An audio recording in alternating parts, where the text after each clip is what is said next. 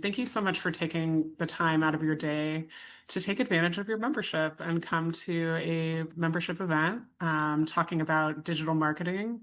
And we know that this is a big topic for a lot of our members, and we're really, really excited to have Jeff Yost with us here today. So, without further ado, let me introduce Jeff. So he is the Director of Marketing and Communications for Spoleto Festival USA, where he is responsible for the digital presentation and also the in-person experience of the International Arts Festival, leading all aspects of digital strategy, ticket sales, and external communications. He's built an analytics-driven and research-informed practice to modernize the festival's communications and engagement strategy. Previously, he has served as creative director for an independent creative consultancy, leading content strategy and brand and web development for numerous clients. He serves on the board of the Charlotte Choir School and, as a young professional, worked in politics in areas of event management and logistics. We are so excited to welcome Jeff Yost.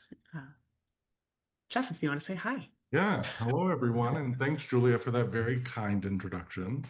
And I'm very excited to be here. And from my perspective and from the festival's perspective, parts of this chamber music community, and very honored to get to share some of what we've learned over here at Spoleto with everyone here today. So I look forward to sharing, but then also getting into discussion with everyone. I did prepare some slides and have a little bit of a talk prepared, but then we can really dig into it and kind of take this where the group wants to go to a certain extent. And the reason I say that is because what I want to talk about today is what I'm calling the video experiment. Which to some degree, whether you're a marketer or elsewhere in the administration of your organizations, you know that video is ever more important to digital marketing, and we're all kind of figuring it out. And I very much feel like we're experimenting every single day in what we're doing with video content. I imagine you feel that way a little bit too, no matter where in the journey you are. And so I say that as part to say, I don't know that I'm an expert on any of this. I can just share with you my perspective and my thoughts and what's been in my team's head as we've started to navigate what we're doing. And I'm as excited to learn from everyone's experiences on this call as I hope you might be to learn from what we've been up to. I want to start this by kind of sharing where in the journey of video Spoleto is. I've been with the festival now for just about 4 years. And when I joined the festival, the marketing department did not own a video camera to speak of. Video was not a priority for the organization. We had not been resourced for that. And we really had not plugged into what was already true, was that video was extremely important for online engagement. You all know that. There's two truths, certainly, to video on the web right now. It's earning higher engagement than any other content type. People are spending more time with it. And this is across platforms. This isn't just people spending time, on TikTok. This is across Instagram, Facebook, much more so than images, text, or links. And it's also dominating attention and discovery. This is how people are searching for and finding new experiences, finding organizations like yours. YouTube is the second largest search engine to Google. TikTok is becoming a search engine in such a huge way. So there's a tremendous opportunity in video, and I think that's kind of well understood in our industry. But it's really changing. And I want to talk about the journey that I've taken in understanding how it's changing and why it's still an experiment. And I want to start by showing you a clip. This is what we did with that first camera that I bought when I got to the festival, which is put together these kind of formal interview style videos that were inspired by the aesthetics of watching, press interviews or documentary video. This is a little teaser from a video we did with Rhiannon Giddens back in 2022 in our world premiere opera, Omar. you're going to be in another world for the duration of this opera. First, you're going to be in Senegal, and then you're going to be in a different South and North Carolina, right? A different one than we're in right now. So that's really it. I mean, I think that's all there is. It's a story with no microphones and a visual that we don't usually see on stage. So, as recently as 3.5 seasons ago for me, that was what we had in our head as the expectation of the type of video content that it meant to engage online with. It was formal, it was carefully produced, it was controlled by an editorial calendar, it had relatively high production values, despite the fact that that video that you just saw was made by one person. Um, this was trying to look bigger than it was and more formal than it really needed to be. And in recent years, as we've all experienced as consumers, if not creators of content, there's a different expectation now. And we're going to dig into that. And it's feeding the beast that is the algorithms of these platforms. As much as these used to be content distributing networks that we could take advantage of, now they are putting us in front of their audience, and we have to feed their expectations. They encourage that through what gets discovered, what gets engagement. And you have to reframe your entire strategy to some degree around what these platforms want to see from you. You are familiar with what this used to look like on a platform like Instagram, right? You might schedule an Instagram post every single Monday, and you've put a featured artist on that post. And then every Wednesday, you have a little behind the scenes vignette that you've been sharing. You tried to align what your KPIs were, whatever your ticket sales goals were, whatever you were trying to push in a given week, to an editorial content calendar. And that worked for a long time, that model.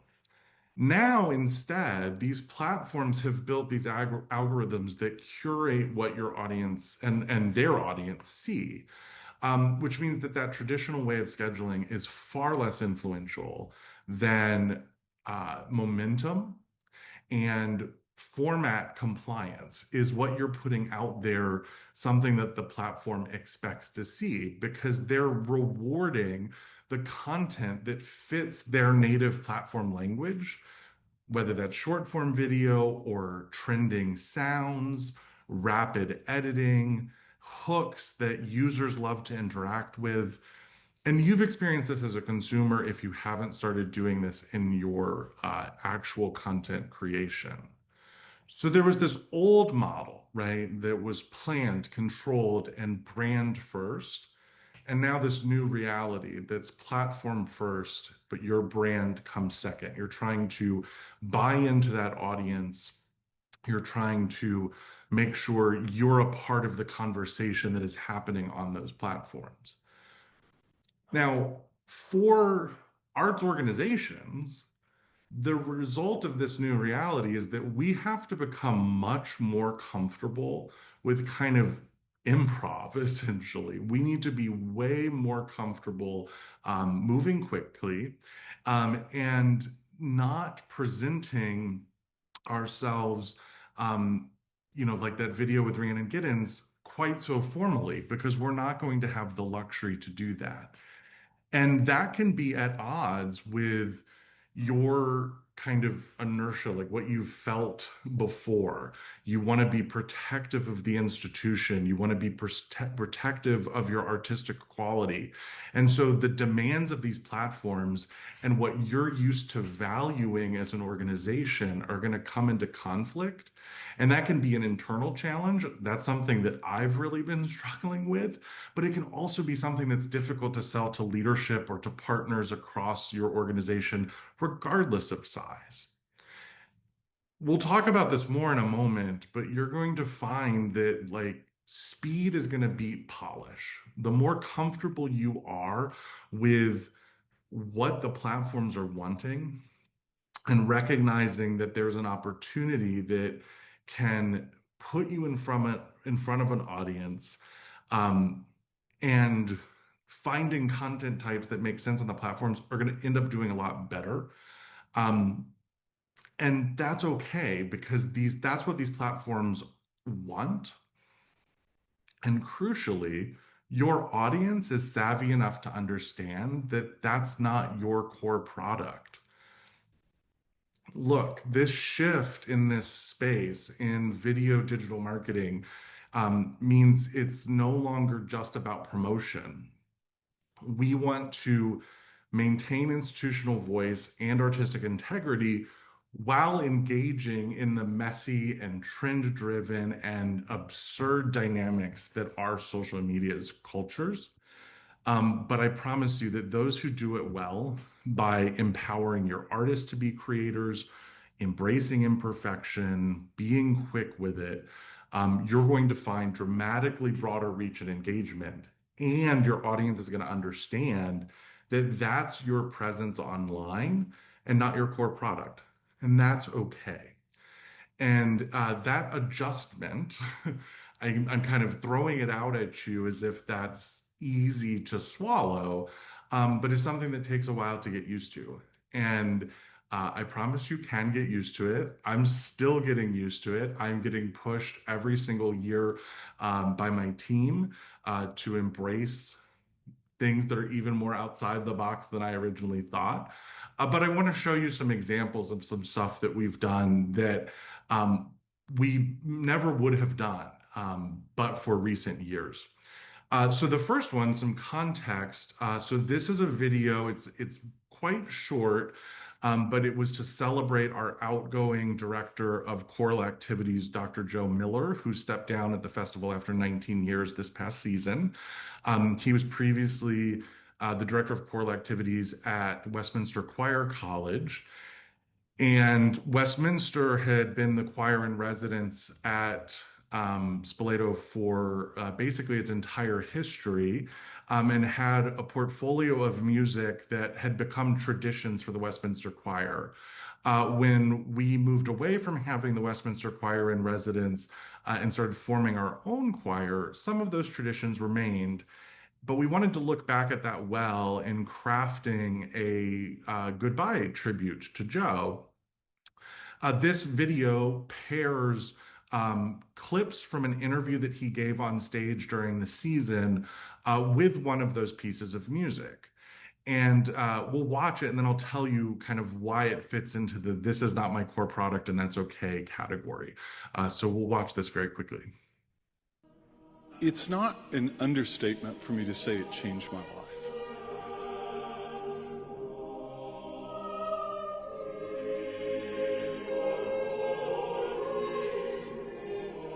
It changed everything, because when I was here, I was with the best stage directors, the best lighting designers, the dancers, the actors. People would ask me about the festival, why do you work there? Why do you want to work there?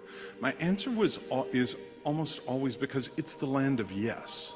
It was overwhelming, all of the things, all of a sudden that I was experiencing, and I was coming from my world of choral music and maybe theater as well. You know, I had all of these things in me, but there was something about being here that all of a sudden it was like, oh, I could do that. I'm leaving Spoleto, but I'm not. I'm going to be, you know, you're still going to see me be here supporting. I'm going to recruit for this choir. I'm going to try to keep elevating this program. It's in my heart, and it's something that I keep promoting and supporting.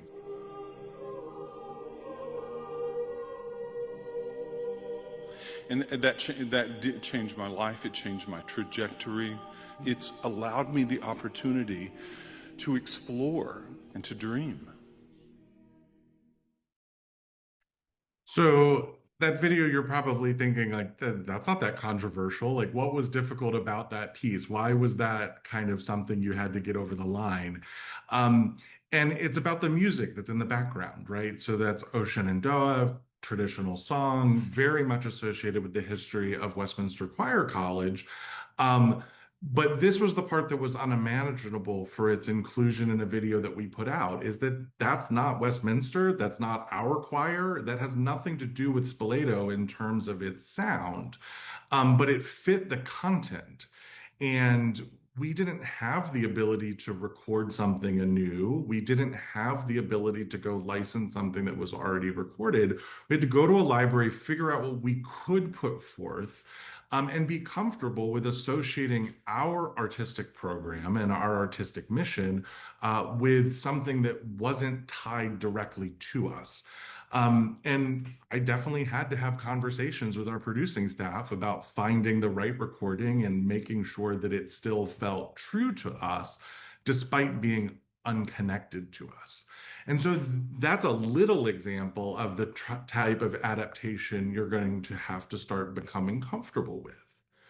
Let's go to a more extreme example. So we all know about Instagram Reels or TikTok. A lot of the content is based around trending audio. In fact, TikTok says that 85% of their viral cultural content on TikTok originated from trending audio. So if you haven't started thinking about how to incorporate those trends into what you're doing, we're not actually using TikTok currently, but I think the same is likely true over on Reels.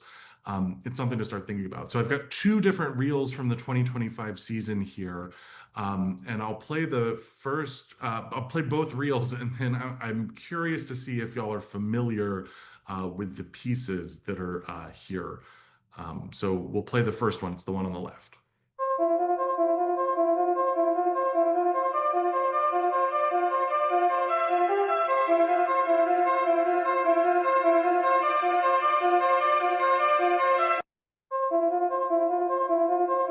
And of course, that's going to loop.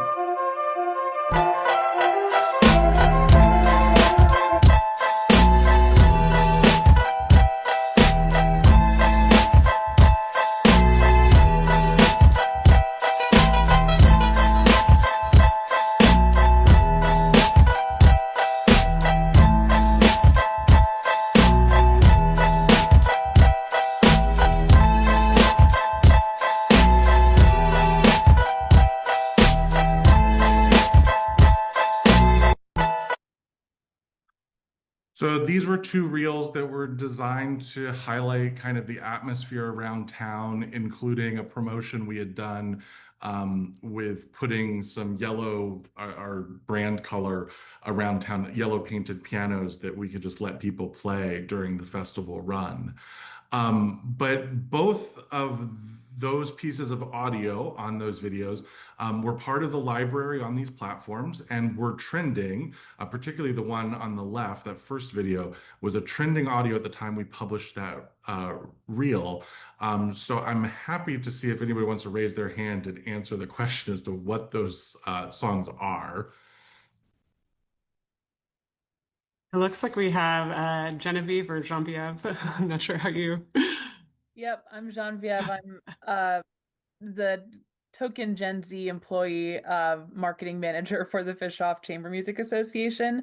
I know the first one was Party for You by Charlie XCX. The second one I don't know the name of. I just know that I've heard it a ton. Yeah, Party for You is right. And we hit a moment where we were about to throw our party and it was trending all over the internet as just a huge sound behind so many different videos, very similar to that. And the second one is a sample from a different artist, but made famous by Dr. Dre, which is definitely not an artist that you're going to associate with Spoleto's brand. But in both cases, these trending audios helped these be some of the most successful content that we put out at the 2025 festival. And these were ideas that we had kind of in real time. You have to be quick. I mentioned it earlier, but speed is going to beat polish. If you can find a way to leverage a moment, find what you can do with either library content or who you can even just grab around your office or your rehearsal space, and put something out there, you have a window.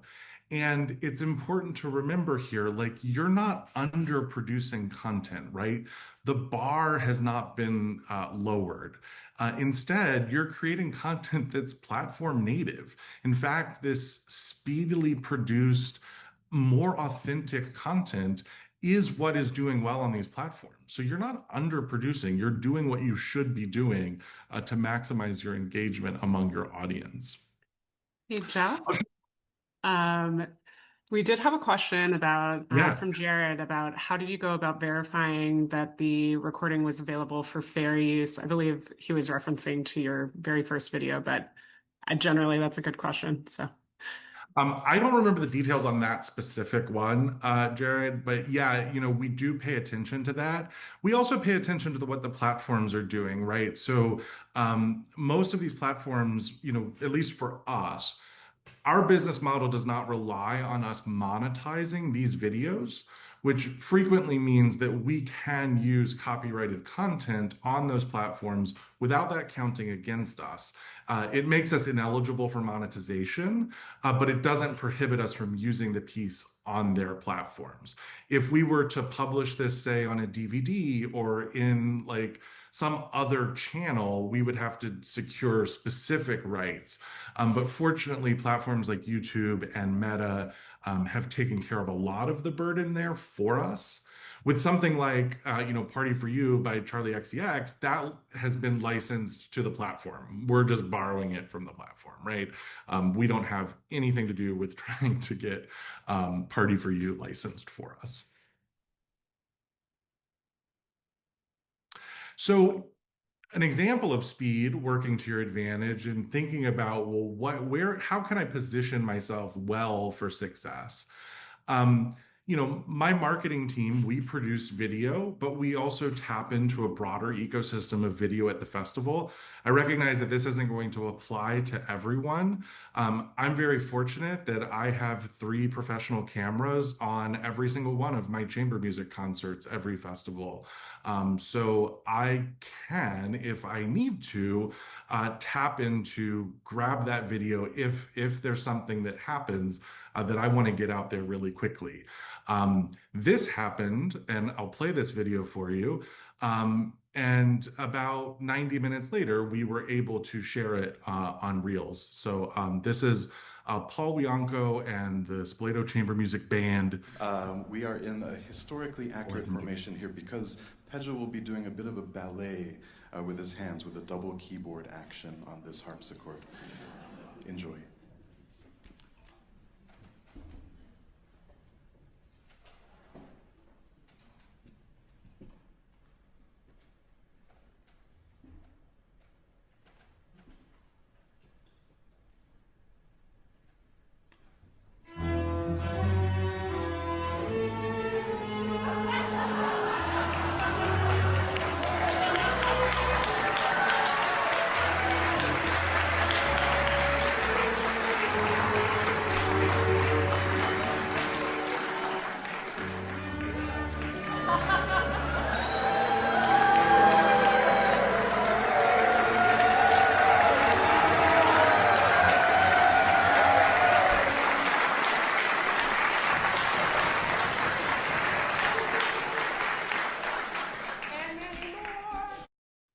So like I said, that was all about speed. We were able to publish that. Paul's birthday is roughly on our last day of the festival every year. He didn't know when that was happening at all. I got tipped off that it was going to happen so we could make sure that we could grab that as quickly as possible. There's lots that I don't like about this video. Ordinarily, we go through post-production on these videos before we publish performances to our YouTube page, for example. Look at this place that I paused the video. That spotlight that they brought onto Paul, I mean, he's washed out. You can barely see his face. I don't like that. This would be color graded and corrected and better if this were actually going to be, published for something bigger than just a quick reel. But being able to post this on his birthday as close to when it happened delivered a special moment for us in online engagement. So think about what you have at your disposal that you can kind of set yourself up for success. In that case, obviously, I was able to tap into video that was already in place, but more importantly, I was able to know that it was something like Paul's birthday might happen, could kind of be ready for it and alert the team. But then I could also get comfortable with, well, what can I put out into the world, even if it's not 100% great, because speed will beat polish every single time. Beyond that, play to your strengths, right? You're not falling behind if you don't have a professional videographer on your team or you have $10,000 to do a promo shoot. I promise you that the best content today often feels like it came directly from the dressing room and not from the marketing office.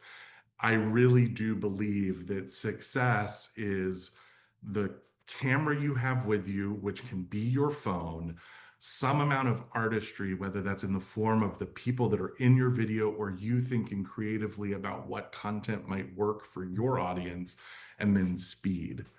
Play to your strengths. And we do that too. I have a lot at my disposal, not a ton, and not nearly as much as I wish that I could have. Most of what I do is produced with the help of interns who are at various levels of ability and by single people, not huge teams. But we play to our strengths. So I want to give you one more example of that. So this was a wrap-up video for the 2024 season. And in this case, I didn't have video for a lot. Either artists had not let us into their performances to capture video, or I didn't have the resources to get video, even just a clip from every show. And we did have photography from every show, so we used that to our advantage. And then I'll tell you another story about this video after we watch it. So here's this wrap-up video from 2024.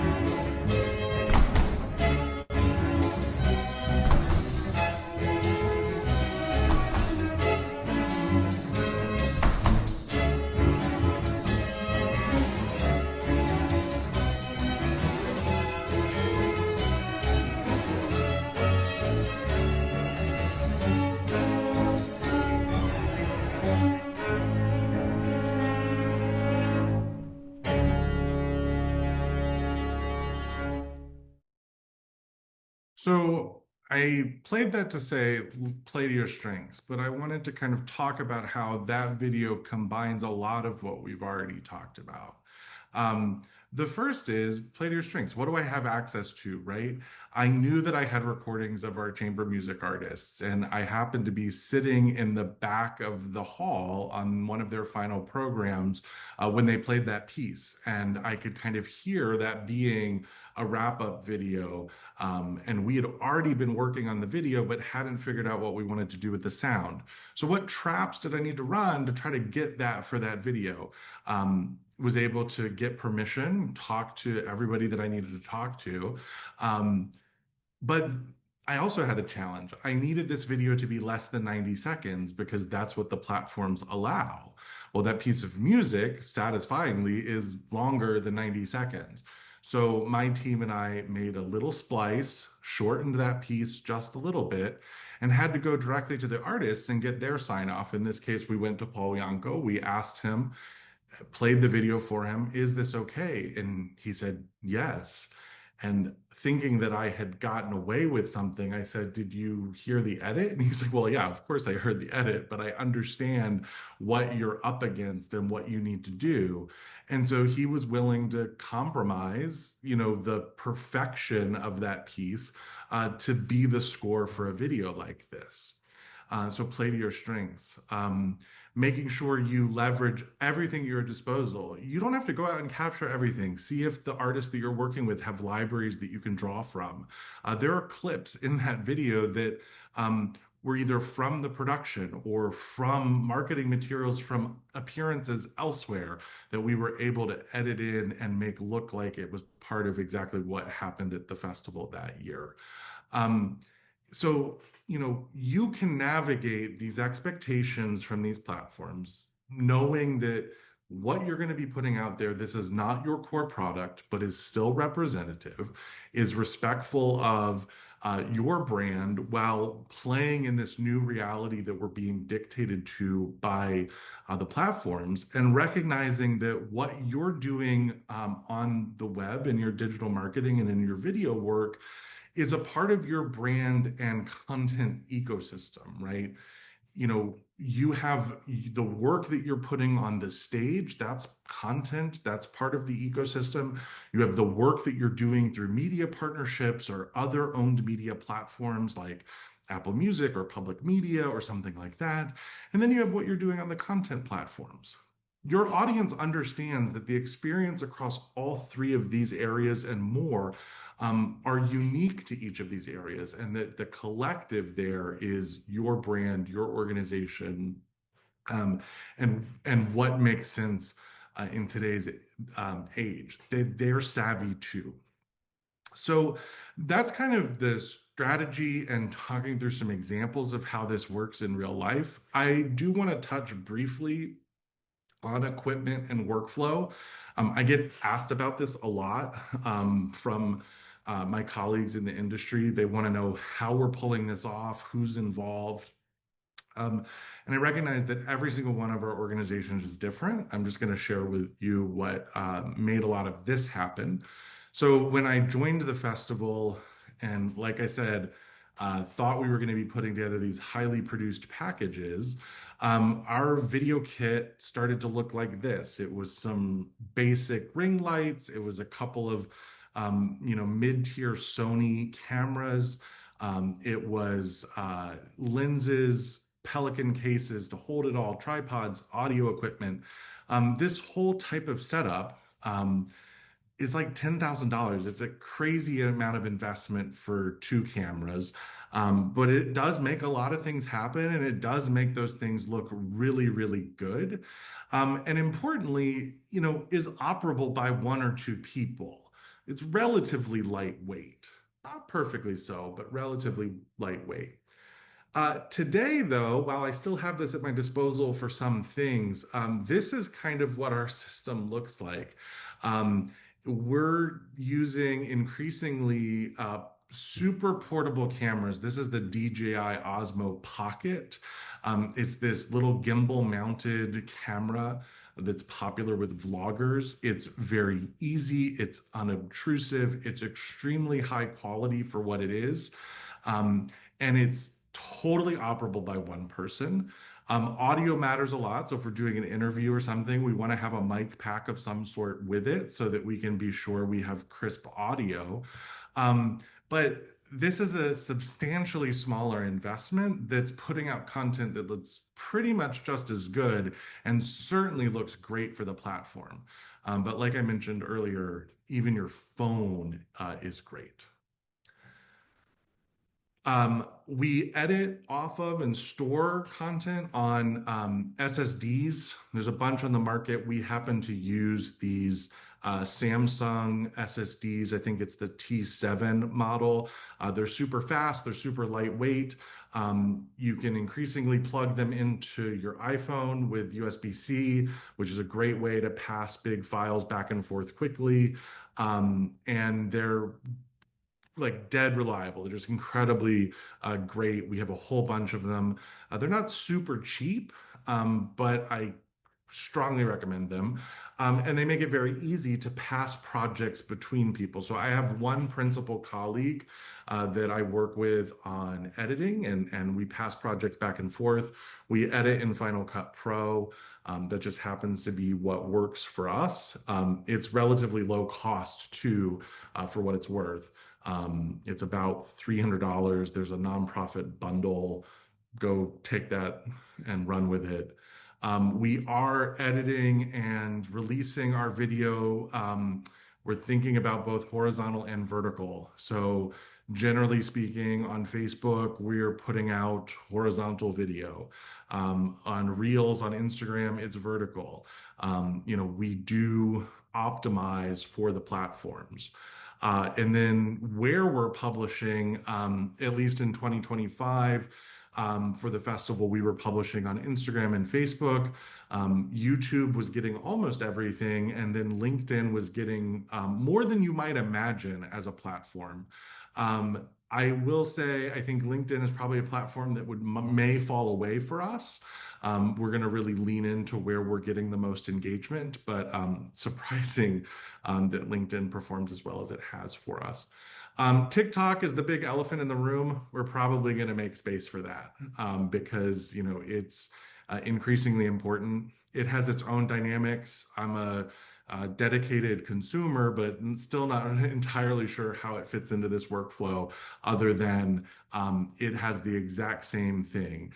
It's a beast that we have to feed and we have to learn how to feed. So with that, I'm happy to kind of get a discussion going. I'd be curious to know what y'all are up to too, and go from there. So thank you so much for letting me share, and I look forward to this discussion. Thank you so much, Jeff. Round of applause from all of us. Really appreciate all of the information. So for everybody, feel free to ask your question in the chat or raise your hand. We did have a question from Maggie that says, if you use your own audio recordings, how do you bypass the copyright where it silences you and it's claimed? Yeah, that has not been a huge problem for us, which is actually probably, Maggie, a reflection of I need to be using our own audio more. But I don't know exactly how we might navigate it. I know that it is frustrating and has happened to us where, especially it's like a PD work that just so happens to match the audio because it's the same piece of music to something that is copyrighted and is in their database. And you're like, no, I know I have this in the clear. Like I have the artist contracts. It's my own recording. It just happens to be the same thing. And it's super, super frustrating. I wish I had a better shorthand on that. And I'd be happy to share, go back in my notes and kind of share that around it later. Absolutely. Jenny asked a question is, capturing those surprise moments is knowing when they will occur. So how many surprise moments are set up and how many are organic? That's a great question. We did a show a few years ago. Ayodele Cassell, the tap dancer, was performing, and there was a kid in the audience who was a tap dancer and got like called up on stage. And that really was a totally organic moment. And the only way that we were able to capture that and share that little story was that one of my team members happened to be there with a camera. So we got lucky.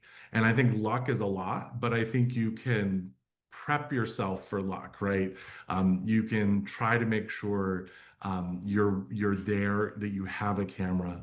With the birthday video in particular, that was a real surprise for Paul, but the musicians had rehearsed it, right? So they were able to tip us off. And it was a surprise to Paul, and it was a surprise to the audience. But, we have good relationships with our artistic producers and planners and production staff to let us kind of know when those moments are happening. So, fortune favors the prepared, as always, and certainly true when you're trying to capture those surprise moments. Go ahead, Elena. Hi, Jeff. Thank you for your insights. It was really interesting. You mentioned having to kind of switch gears in terms of creating content and trying to feed the algorithm. I was wondering how that has changed your view of social media platforms and what's your main reason now in using them for your work with an organization? Yeah.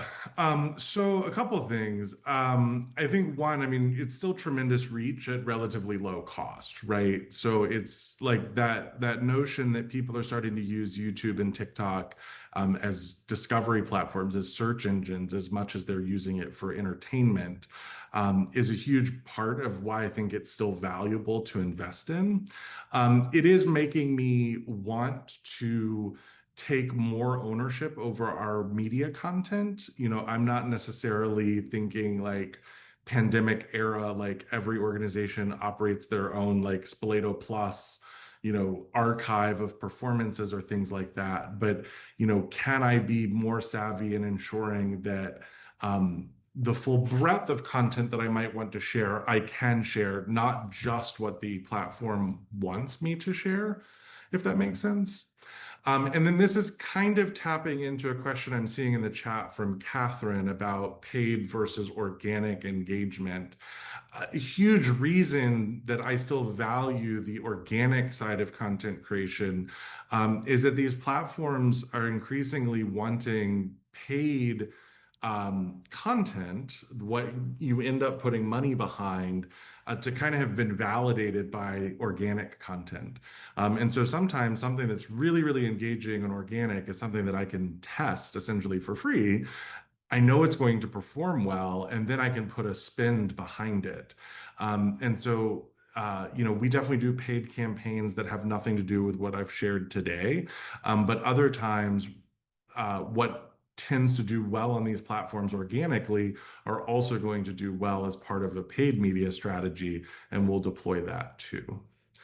So that's kind of why, I mean, I definitely think these platforms, as much as they've pulled some of the control away from us as marketers and we're at their whims, still remain extraordinarily good at connecting us with audiences that care about what we're doing. So Thank you. And Jeff, we have another question in the chat. What do you know of issues with content created by individuals versus that of institutions? I'm not entirely sure I understand the question. Can you hear me okay? Yeah, hi. Hi, I'm Donna Williams. I have feet in two different situations right now. I'm at Georgia State University in the Brains and Behavior program in music education. It's what's the word for intersubject? I can't do words today. Anyway, we combine neuroscience with other areas. And so I'm the music education member. And this summer we did a study abroad in Oslo and went to the Ritmo facility with the University of Oslo, which studies like music cognition and arts cognition and things like that. I'm also a board member of Voices of Change, a chamber ensemble out of Dallas, Texas. So I'm out here, but I'm still on the board. Thank you, Zoom. And I had done some video while I was in Oslo with the director of the program talking about it. And that video was just some candid stuff to send to my former students of why I wasn't at their school in Dallas. for their graduation. I was in Norway. But I'd kind of like to repurpose some of that. And my professor here had concerns about the fact that the director was representing University of Oslo, and I'm basically representing Georgia State University, and concerns about, I can't just take the video and just throw it up on YouTube for the whole universe without taking some steps. And I was wondering if you had any comments about that, or how I could plan for that in the future, because it's just a little different situation I'm used to being in, and I kind of found myself in it without realizing it. Yeah, thank you for the explanation, and I better understand where you're coming from. This is not exactly the same situation, but I think is kind of related. I mean, one of the things that we have to navigate as marketers is what's in our portfolio, but what's around our portfolio. One of the most interesting things to me is in 2025 was the first year that not only was the festival trying to, capture our own media and put things out on social media, but we were really hearing a hunger from the artists at the festival that they either wanted support in doing that from us, or they had engaged their own support and wanted to ensure that they could bring their own videographers or their own content creators to help cover what they were doing, which is nothing we'd ever experienced before. And we realized that like our contracts with our artists, sometimes our contracts with our venues, because we don't own and control most of our venues, didn't accommodate those things. We had to kind of figure that out and learn on the fly. I've actually had lots of meetings this summer trying to get better about that for next year, because we know this is just going to increasingly become the expectation from artists. Likewise, I control the Spoleto accounts, but I don't control the artist accounts, even artists who are being paid for and contracted by the festival. I've decided to lean into that. I'm actually comfortable with that. We send out content and we ask artists to post on our behalf. We encourage them with messaging. We provide assets, but then they can also get away with stuff that I can't as a brand account. So for example, and sometimes this frustrates me, Paul Wianco, our chamber music director, great guy, has a huge social media presence of his own. He's publishing videos during the festival from the rehearsal room, little clips of what's going to be on tomorrow's program, which is something that by contract with the artists, I'm not allowed to do, which is super, super annoying, right? Like I've been told I can't do that, but then he's sitting there in the room doing it.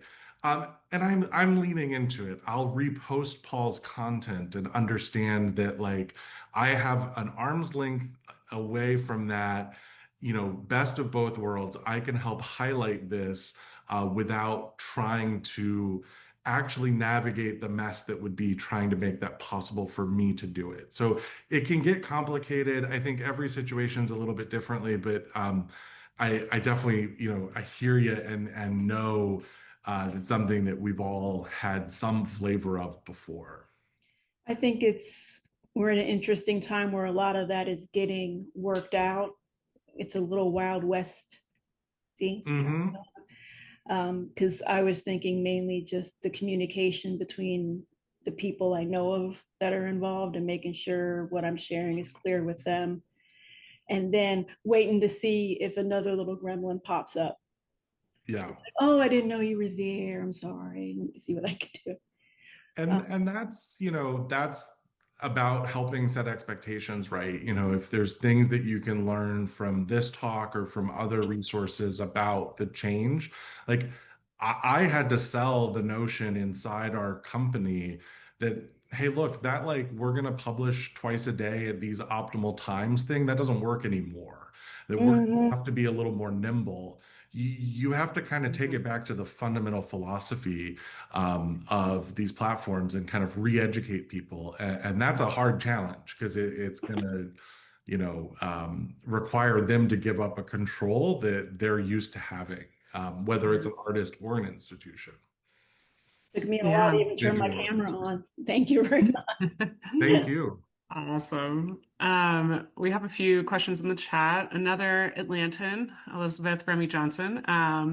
So saying that pretty comfortable with videos on Instagram, but what's a great video concept for marketing on Facebook? And Jared followed up, engagement on Facebook versus Instagram because of the differences. Just curious because of the difference with engagement between the two platforms. So I think those kind of go hand in hand. Yeah.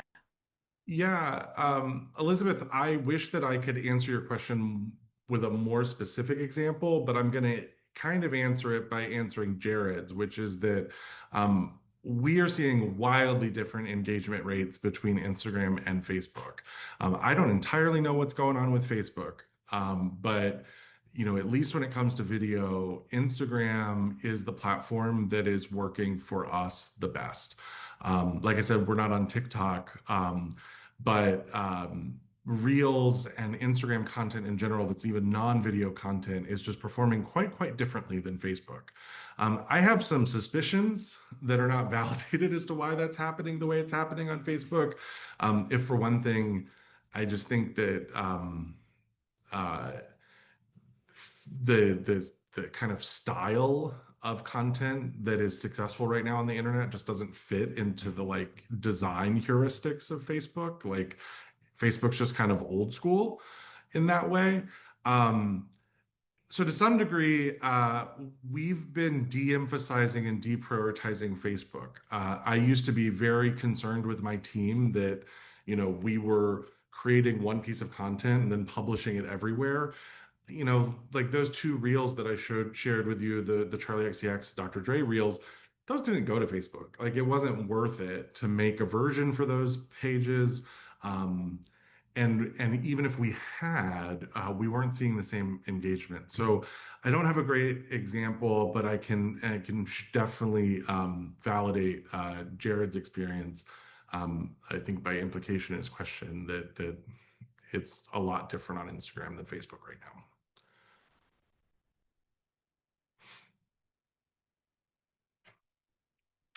And yeah, we just had another question about video length. And yeah, this is kind of an interesting thing, Jenny. The Jenny Hill is asking this. Authentic or sloppy videos, is it better to get that out quickly or wait and have them be more polished? Which I realized you were talking about, getting this out quickly, but that might also be, I'm unsure, Jenny, if you're referencing like just generally. I think I understand there. So on the longest video side of that question, 90 seconds, that pinpoint, for a long time, and I think maybe still 90 seconds was the longest video that Instagram Reels would permit you to have. That might have changed, but that became a benchmark for us. It wasn't that we wanted every video to be 90 seconds, but we knew that we had a ceiling at 90 seconds. I think and there are better resources than me for this, but there's great tutorials and great people that talk about the science of this. The first few seconds of a video are super crucial, and you need to optimize for those. And the length of the video doesn't necessarily matter as much as retaining whoever's chosen to watch it.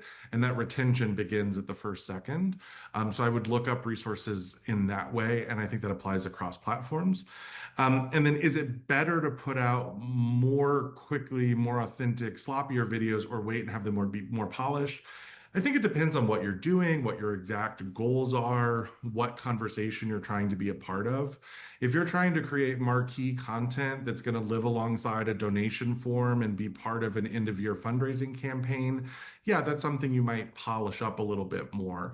If you're in the middle of, say, a festival season like I am, where my content kind of budget in the sense of like how much content I'm intending to produce has gone up by virtue of that's when I have my attention, I may be prioritizing those sloppier, more authentic videos. I'll speak to what our plan is as an institution. We kind of set about 8 to 10 like tentpole videos that we know we're going to do. Our festival is 17 days. It's organized around 3 weekends. We have our fundraising gala at the beginning, so I know there's going to be a gala video. I know there's going to be a weekend wrap up for each of the 3 weekends. I know there's going to be a whole festival wrap up. So I kind of have these tentpole videos that I know that I'm going to do that are more polished because they're flagship content. And then everything else kind of fits in between. And so I think, again, it depends on your conditions and kind of what you're thinking about for your organization. Is this, a weekly engagement? Is it a monthly thing? Is it a festival? Is it, but I think it depends on what your goals are.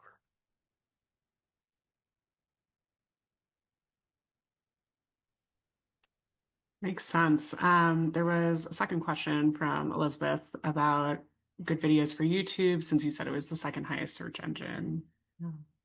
Yeah, this is a place that we actually have been talking as a team this off season about getting better at, right? Is having videos that answer a lot of our FAQs, right? So kind of that know before you go content that we're very used to sharing, making sure that's available in video format. So that'd be one place that I would start. And you'll notice lots of videos on YouTube as you spend time on the platform are kind of explainer style or are anchored by a question. That's partly because that's how people are using it. I have a part broken on my car right now. I used YouTube yesterday to try to look for the solution, not just on like what was going on and validating my experience, but also like a little tutorial on what was happening. So that's the kind of content that I think has fed into people looking to YouTube in the way that they might have used to look as a search engine. And that'll depend on your organization. But I think that know before you go stuff would be a place that's at least we're exploring and I think would be worth maybe taking a look at if that matches your organization. Great. I know we have just a few minutes left. One quick question was if people can be in touch with you, if we can share your information. Sure. That's yeah, okay. Great. I'll drop my email into the chat.